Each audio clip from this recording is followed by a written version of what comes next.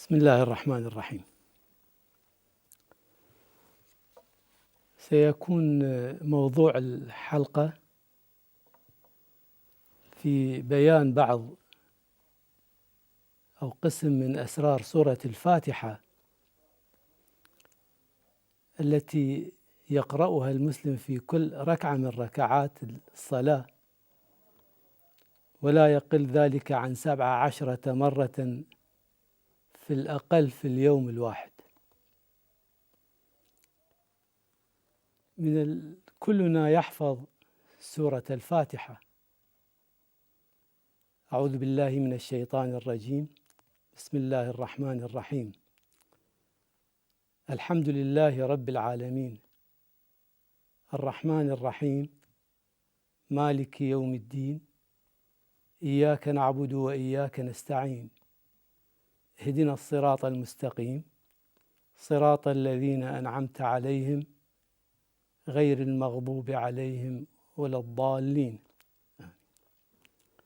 تبدأ السورة بقوله تعالى: الحمد لله. الحمد لله هذا يمكن أن تكون فيها اختيارات كثيرة في التعبير،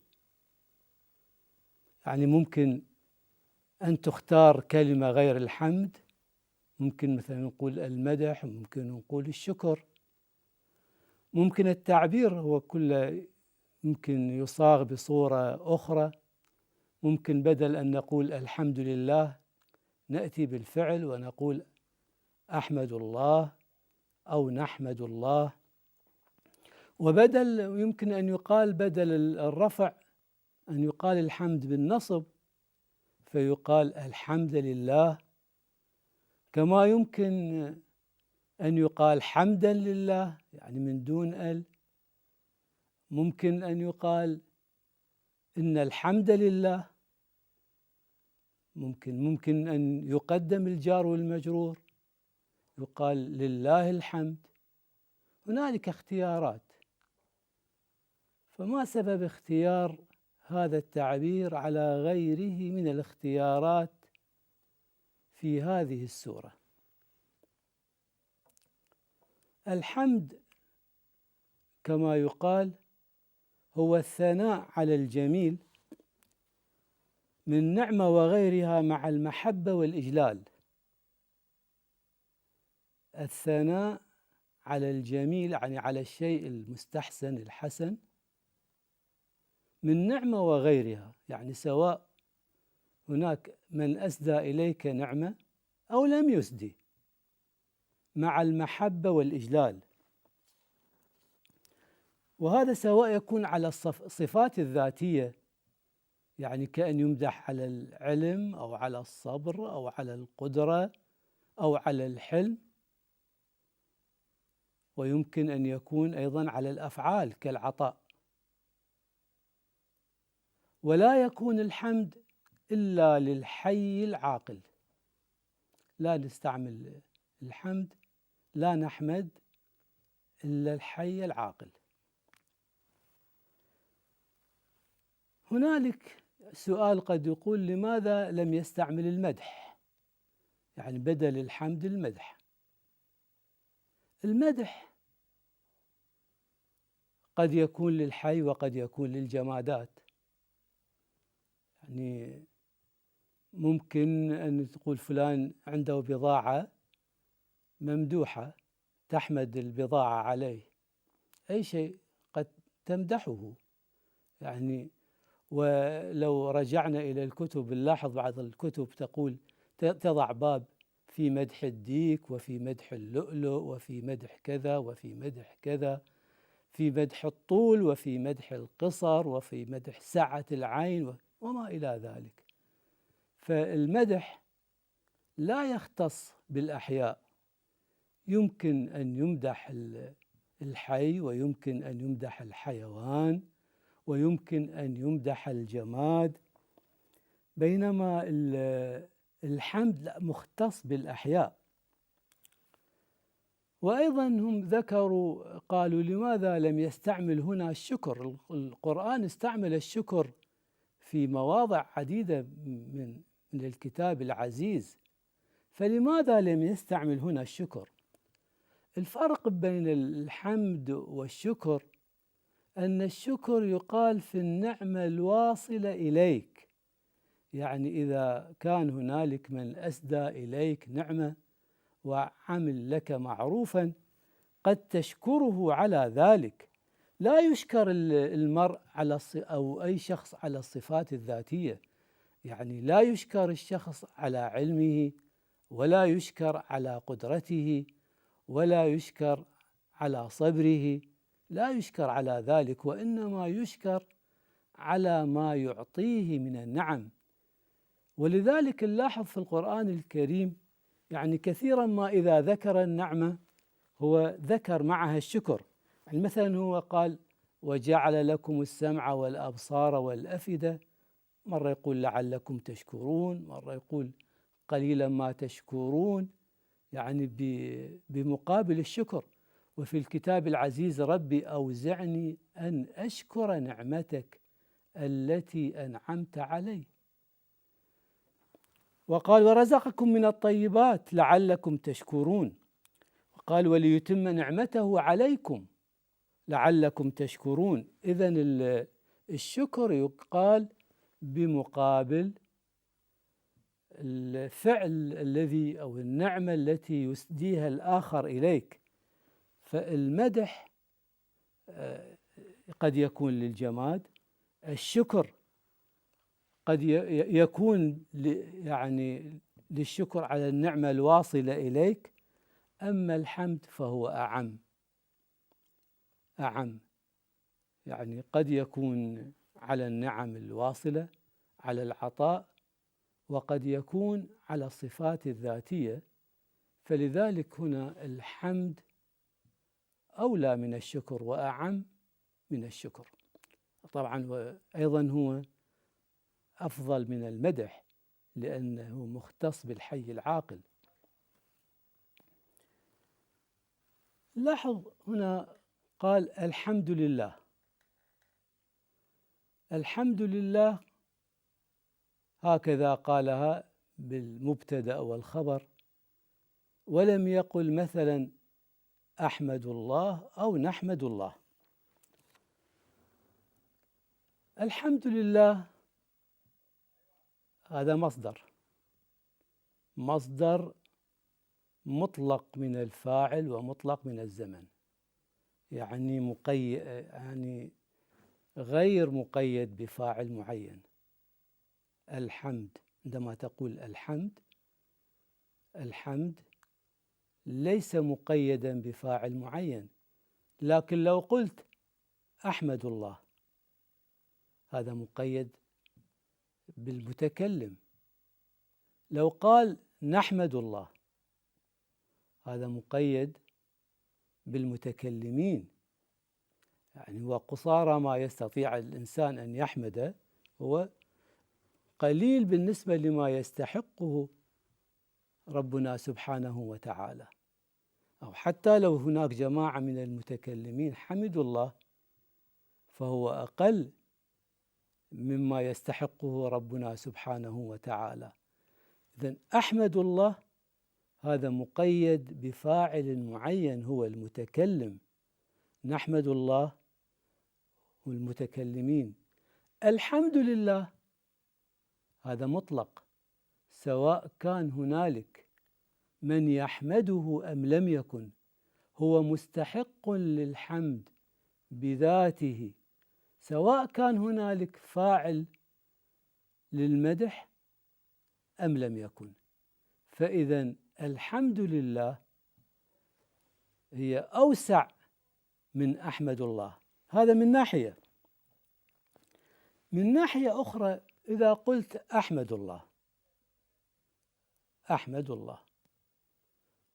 عندما تقول، يعني عندما تسند إلى نفسك فعلا، مثلا أنا أمدح فلانا أو أذم فلانا، هذا قد يكون الشخص الذي تمدحه أو تذمه قد يكون يعني غير مستحق. قد تذم شخصا وهو لا يستحق الذم، وقد تمدحه وقد لا يستحق المدح. فأنت عندما تنسب إلى نفسك فعلا لا يعني بالضرورة أن الشخص الذي تمدحه أو تذمه أو تهجوه هو مستحق لذلك. فعدل عن ذلك إلى قوله الحمد لله، يعني هو أهل الحمد، مستحقه لذاته. هذه مسألة. المسألة الأخرى أنه الحمد لله هذه مطلقة من الزمن، ليس لها زمن معين، لأن المصدر هو مطلق من الزمن ومطلق من الفاعل كما ذكرت. يعني عندما تقول أحمد الله أو تقول حمدت الله، حمدت الله هذا فعل ماضي يعني فيما مضى. أحمد الله هذا فعل مضارع يدل على الحال والاستقبال. طيب أحمد الله إذا انتهى الماضي انتهى الحمد. أحمد الله هذا يتعلق أيضا بزمن معين، لكن الحمد لله هذا مطلق من الزمن. يعني الحمد لله سواء كان هنالك من يحمده أم لا، وليس هنالك زمن معين يحمد فيه، بل هو المحمود على الإطلاق قبل حمد الحامدين وقبل شكر الشاكرين، سواء كان هناك من يحمده أم لم يكن. هذا إضافة إلى أن كلمة أحمد الله جملة فعلية أو حمدت الله أو نحمد الله جملة فعلية. الحمد لله هذه جملة اسمية. ومن المعلوم في قواعد اللغة أن الاسم يدل على الثبوت، وأن الفعل يدل على الحدوث والتجدد. يعني عندما تقول مثلا فلان يتعلم، أو تقول فلان متعلم، متعلم أمدح لأنه دال على الثبوت. فلان يتبصر، فلان متبصر. فلان يتفقه، فلان متفقه. فالاسم هو أثبت وأقوى من الفعل. فالحمد لله إذن هي أولى من أحمد الله من هذه الناحية. ثم أحمد الله هذا يعني جملة كأي الجمل إذا كانت جملة خبرية فهي تحتمل الصدق والكذب. يعني قد يقول أنا أفعل كذا وهو لا يفعل. يمكن تقول أحمد الله هي فيها المهم استشعار، فيها عظمة كما ذكروا وإجلال ومحبة، فإذا كان قلبه غافلا عن ذلك فهو أخبر يعني عن نفسه وهو غير صادق. يعني هذا كلمة أحمد الله هذا يحتمل الصدق والكذب، لكن الحمد لله لا تحتمل الصدق والكذب، هي صدق قطعا، سواء كان قائلها صادقا أم كاذبا، غافلا أم غير غافل، هي كلمة صادقة، بخلاف أحمد الله التي يعني فيها احتمال الكذب. يعني نظير قولنا لا إله إلا الله وقولنا أشهد أن لا إله إلا الله. أشهد أن لا إله إلا الله هذه يعني يحتمل أن يكذب قائلها لأنه لا يشهد بذلك حقا، وإنما قال بلسانه بخلاف ما في قلبه، بخلاف لا إله إلا الله. لا إله إلا الله هي كلمة صادقة، سواء من قالها مقر أم لم يكن مقرا بذلك، فلا إله إلا الله هي صادقة دائما بخلاف أشهد أن لا إله إلا الله. ولذلك الله سبحانه وتعالى كذب المنافقين عندما قال إذا جاءك المنافقون قالوا نشهد إنك لرسول الله والله يعلم إنك لرسوله والله يشهد إن المنافقين لكاذبون. يعني هم كذبوا في شهادتهم، لا في قولهم إنك لرسول الله. فكلمة الحمد لله إذن هي كلمة صادقة بغض النظر عن قائلها، بخلاف قولنا أحمد الله أو نحمد الله، لأن محتمل أن قائلها غير حامد، فإذن هي أولى من أحمد الله أو نحمد الله. ذكرنا أنه هذه الجملة يمكن أن تقال بالرفع كما يمكن أن تقال بالنصب، يعني يمكن كما قال الحمد لله يمكن أن يقال الحمد لله، الحمد لله. فلماذا عدل من النصب إلى الرفع؟ الحمد لله، الحمد لله مبتدأ وخبر وهي جملة اسمية، معلوم هذا الشيء. الحمد لله هذه لو أردنا أن نعربها تكون الحمد لله مفعول مطلق لفعل محذوف تقديره نحمد أو أحمد، أو حتى فعل أمر احمدوا، ممكن هذه ممكن أن يقال. إذن الحمد لله هي جملة فعلية، الحمد لله هي جملة اسمية. الأمر الأول أن احنا كما ذكرنا قبل قليل أن الجملة الاسمية هي أثبت وأقوى من الجملة الفعلية. وأظن احنا مر بينا في حلقات ماضية قوله تعالى في تحية إبراهيم وتحية الملائكة قالوا سلاما، قال سلام، يعني هم حيوه بالنصب وهو حياهم بالرفع. وذكرنا في حينها أنه رد التحية بخير منها، لأن الرفع فيه دلالة على الثبوت، وهذا في اللغة كثير سواء كان في القرآن أم في غير القرآن.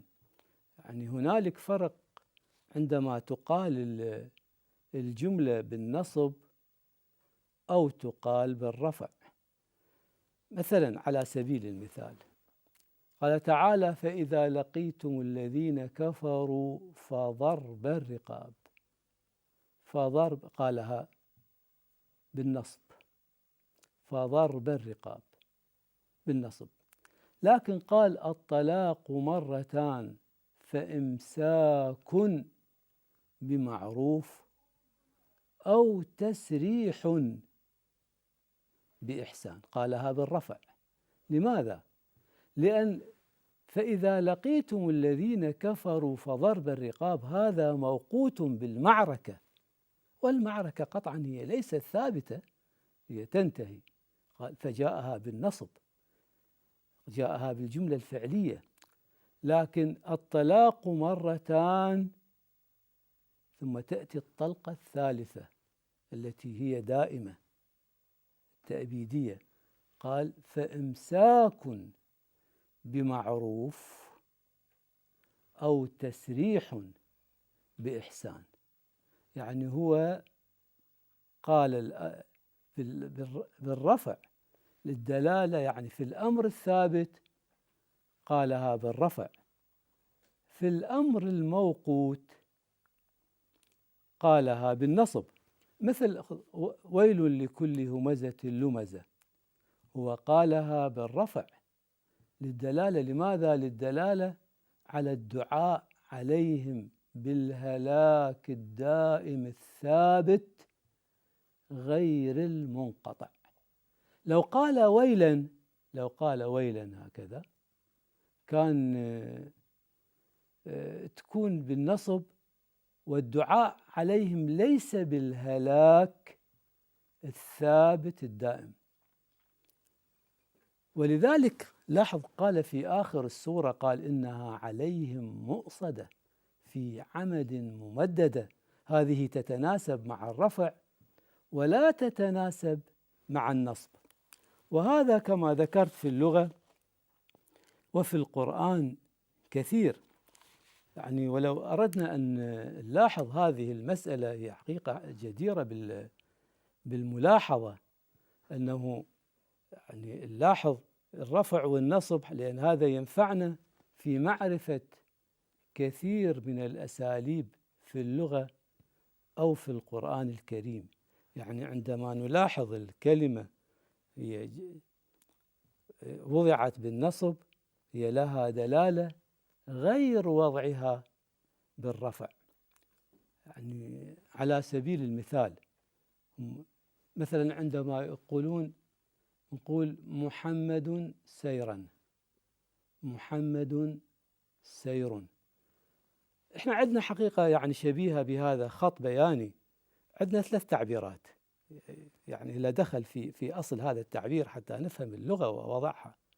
احنا نقول محمد يسير، هذا لغة كلام. محمد سيرا هذا تعبير آخر بنفس المعنى الأول. قل محمد سير، هذا تعبير آخر لكن في حدود الجملة.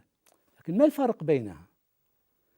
عندما تقول محمد يسير أو محمد يمشي، تقول ولو كان يمشي خطوات قليلة، محمد تخبر عنه أنه محمد يمشي أو محمد يكتب أو محمد يسير. عندما تحذف الفعل وتأتي بالمصدر منصوبا محمد سيرا، هو لا يزال الكلام فعلي، يعني بمعنى محمد يسير سيرا، نفس لا يزال الكلام فعلي محمد، والكلام حقيقي والتعبير حقيقي ليس فيه تجوز. لكن الفرق بين محمد يسير ومحمد سيرا أنه عندما تقول محمد يسير وإن كان يسير يعني في خطوات قليلة يمشي، محمد سيرا إذا كان سيره دائما متصل فتأتي بالمصدر الذي هو مطلق من الفعل ومطلق من الزمن للدلالة على أن السير متصل. يعني لا تقول لمن يمشي 2 أو 3 أو 4 إلا إذا كان مكثرا من السير، لكن لا يزال التعبير حقيقيا. فإن قلت محمد سير، تحول التعبير من تعبير حقيقي إلى تعبير مجازي، أصبح مجازي ولا يقال إلا في مجالات محدودة. تقول يعني أخبرت عن محمد بأنه سير، يعني تحول إلى سير، هذه مبالغة، أن الشخص المادي يتحول إلى حدث. ومن ذلك قوله تعالى عندما ذكر ابن نوح قال إنه عمل غير صالح، جعله عملا. يعني لو قال إنه عملا هو لكان أيضا في حيز التعبير الحقيقي، كان نقول إنه تقدير يعمل عملا، ما ليس فيه يعني ليس فيه مجاز، ليس فيه تجوز، لكن فيه إكثار من العمل. لكن عندما قاله بالرفع، عندما قال إنه عمل غير صالح، هنا صار تعبير مجازي، يعني ابنك تحول إلى كتلة عمل غير صالحة. يعني ابنك يا نوح تحول من الجانب المادي، من العنصر المادي، إلى كتلة عمل غير صالحة، هذا تجوز هذا. فإذا هنالك فرق بين الرفع والنصب في التعبير، فرق يعني ليس قليلا. يعني أحيانا يحول التعبير من الحقيقة إلى المجاز، وهنالك خط بياني في اللغة العربية في التعبير، هكذا نأتي من الفعل ثم إلى المصدر المنصوب ثم نرتقي به إلى المصدر المرفوع. يمكن قد تسأل تقول لو قال يعني احمد الله، أو يعني الحمد على تقدير فعل الأمر، لو قال هكذا أليس هو أولى من الحمد لله؟ يعني لأن هذا قد يدل على الأمر. يعني لو قدرنا فعل الأمر أليس هو أولى؟ فنقول لا. مع ذلك نقول لا، لأن الحمد لله يعني لها معان كثيرة. أولا أن المأمور يعني عندما تأمر شخصا بفعل معين قد يكون الشخص المأمور غير مقتنع. عندما تقول امدح فلانا أو أهج فلانا أو ذم فلانا، قد يكون الشخص المأمور هو غير مقتنع بما يفعل، أو أن يكون الشخص الذي أنت تطلب أن يمدحه أو أن يذمه هو أيضا غير أهل لذلك. إن كان ممدوحا تأمره مدحه هو قد لا يستحق المدح، أو كان مذموما هو لا يستحق الذم. فإذا فعل الأمر ليس بالضرورة أن قائله مقتنع أو أن الشخص الذي تأمر بمدحه أو ذمه أو ما إلى ذلك هو مستحق لذلك. بينما عندما تقول الحمد لله هو هذا أهله وصاحبه، هذا مسألة. المسألة الأخرى أن الحمد لله قد تأتي بمعنى الأمر، يعني المصدر المرفوع قد يأتي بمعنى الأمر. يعني المصدر المنصوب مثلا يأتي الأمر، كأن تقول الإسراع في الأمر، البدار يعني بمعنى أسرعوا أو بادروا. نعم. المرفوع قد يأتي أيضا للدلالة على الأمر، مثل صبر جميل، يعني أقول لك صبرا يا فلان، هذا تأمره. فإذا أردت الأمر بالصبر الثابت الدائم الطويل قلته بالرفع، تقوله صبر جميل. ولذلك يعقوب عليه السلام قال فصبر جميل، يعني أمر نفسه أو وطن نفسه على الصبر الدائم الثابت غير المنقطع، لأنه لا يعلم أن لصبره أمدا معينا. وكما قلنا قبل قليل، كيف تقول أول يعني الخط البياني عندما تقول مثلا فلان يسير، فلان سيرا، فلان سير، نفس الشيء بالدلالة على الأمر. يعني تقول اصبر، هذا حتى قد يقال للأمر اليسير تقول له اصبر على هذا، اصبر قليلا، اصبر كذا. قد تقول له اصبر وإن كان قليلا، قد تقول له اصبر على حتى أخرجتك الشوكة، تقول له بالفعل. الفعل يقال للكثير والقليل يقال.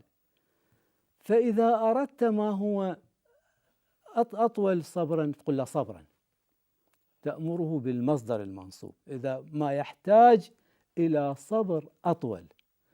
فإذا احتاج إلى صبر أدوم وأثبت وأطول وقد لا تعلم له أمدا تقول بالرفع، تقول صبر صبر. وهكذا يعني إذن هنالك خط بياني. وعلى كل حال فالحمد لله هي أولى من الحمد لله بمختلف دلالاتها. يعني كيف ننظر في دلالاتها؟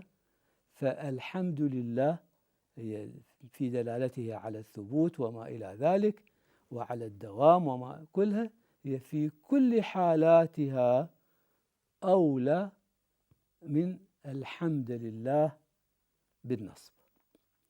قد تقول زين لو قلنا حمدا لله هكذا، يعني لو قلنا حمدا لله، فهل يعني هنالك من فرق؟ وهل هنالك تفضيل التعبير الذي ورد في أم الكتاب وهو الحمد لله على حمدا لله؟ طبعا حمدا لله كما مر بنا قبل قليل هي جملة فعلية، هذا أمر. ويقال في التفريق بينهما ما قلناه في الحمد والحمد، باعتبار أن حمدا مفعول مطلق، والحمد